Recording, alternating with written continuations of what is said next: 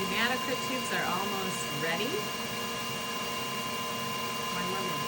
Okay, you ready? I think our samples are processed now, and you want to push in this button to unlock, and you lift up the lid, and it's still spinning. There is a brake that is supposed to slow it down.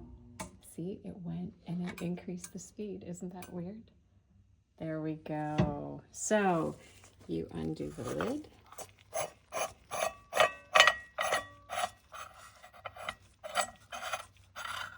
And lift it off carefully.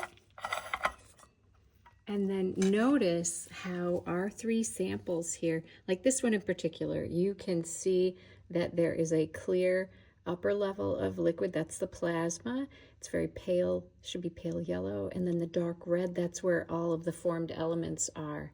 And you can see that it's separated out really nicely. And you can see the CLEs. At the bottom, there's the hematocrit value. Is you're going to measure what percentage of this entire sample is formed elements. So let's go over to the hematocrit reader and do that. 1, 2. Okay, we're at the Adams Microhematocrit reader. You want to read in the window, and it should be on 0. And so this little lever, if I move the lever, you see how like the numbers change. So you want it to be on 0. To start, and then I'm going to put my sample in one of these. Well, there's 2 different wells here. It doesn't matter which one you put it on, but I'm going to pull it back this way.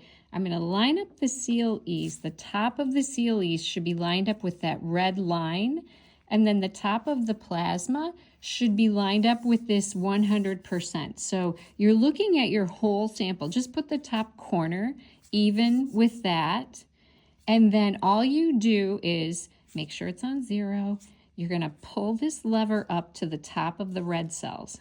So pull the lever up to the top corner, and then you're going to read the number in there. It looks like 45%, and I am a female, and that would be normal for an adult.